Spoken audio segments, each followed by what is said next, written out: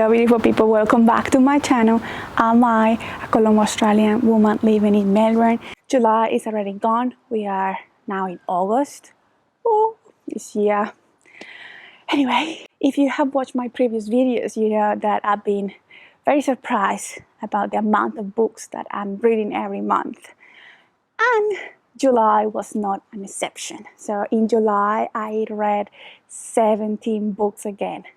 17! I actually read 4,915 pages, almost 5,000 pages. So 17 books is a lot.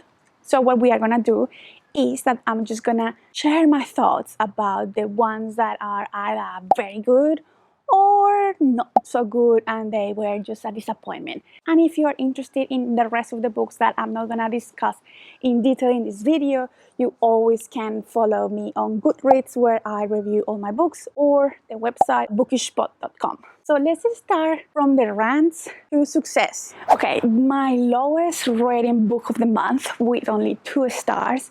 It's a little bit of a controversial one. Pretty Girls by Karin Slotha. She is a very famous author, I know.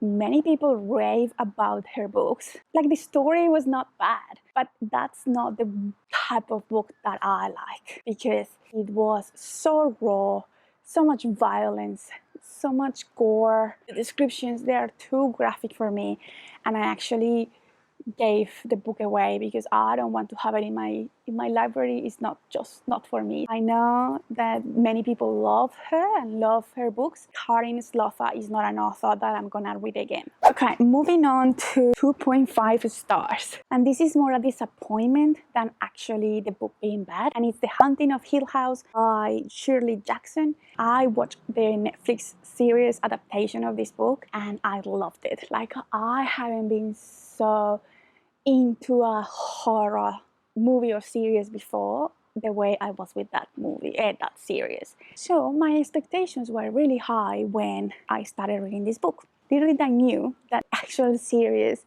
when it says based on the book, is kind of very loosely based. Like, the idea is kind of the same.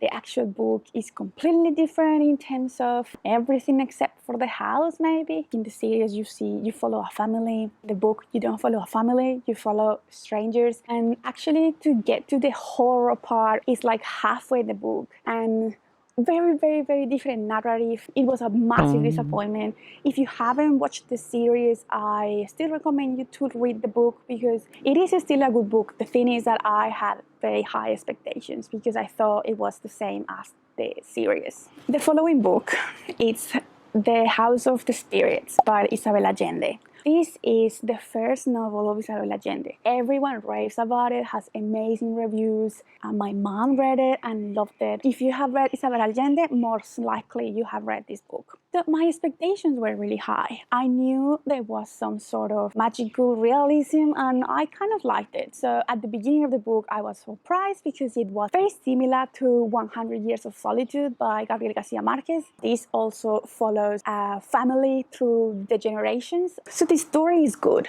I don't have a problem with the story. However, there are certain scenes, descriptions that I was not expecting in this book. Before reading the book, I didn't find any trigger warnings about this book. But the amount of detail and the graphic descriptions of violence against women, child abuse, child grooming, I don't know, like, it was ick. Like, I struggled to finish this book. I just didn't like it. Next we have I Give My Marriage a Year by Holly Wainwright. This is her 3rd book and this book was so good. It's meant to be released in mid-August and it's about this couple that are having marital issues, marital problems, and the woman in the couple decides to give her marriage a year. But then the book is told in different time frames. So the present, when she's counting down the year of her marriage, but also we get a perspective of what happened before and how they got to that breaking point. The chapters are told from 2 different perspectives. So one is the wife and the husband, wife and husband, and every time that there is a new chapter, you kind of take different sides. So what is so good about this book is that it really shows how complex relationships are, especially after, I don't know, 10 years of marriage. I really recommend you to get it. It is available mid-August. Then I also received an Arc of Olive by Emma Gannon.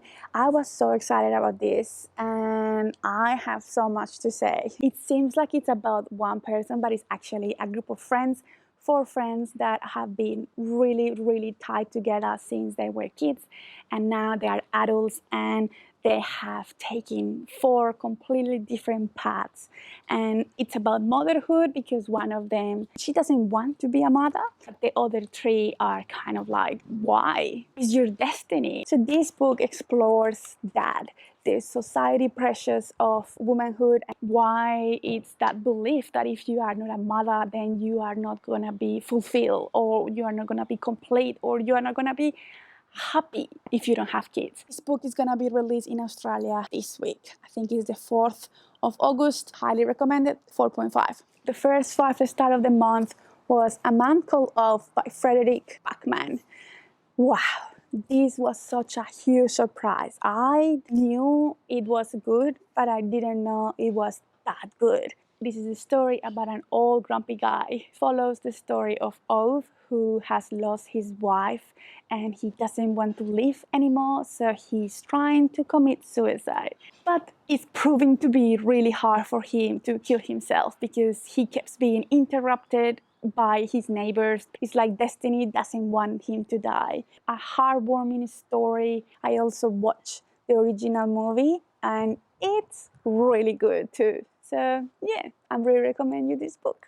Another 5-star is A Song Below Water by Bethany C. Morrow. This book is a YA fantasy kind of, but I read it more like magical realism, and it is amazing. The messages that it contains about oppression, racism. I really enjoyed this book. I read it in almost one sitting. Okay, only 2 to go. Home Before Dark, one of the most anticipated books of the year by Riley Sager. This is a thriller / horror / mystery book, very similar to The Haunting of Hill House vibes, as in it's a house that is haunted. And is it true that it's haunted? I actually have a reading vlog about this book, so I'm not gonna discuss it that much in this video, but stay tuned for that vlog that is coming soon. And the last 5-star book of the month is Station 11. Should I have read it during a pandemic? No, I shouldn't have. This book is a pandemic, very close to the present, but it's way worse. In Station 11, the virus has a mortality of 99%, so very chaotic. In this book, we follow 5 different points of view. Some of them are in the future, like 20 years into the future after the pandemic hits. Some of them are in the past, a few years before, and some of them are right when the pandemic started.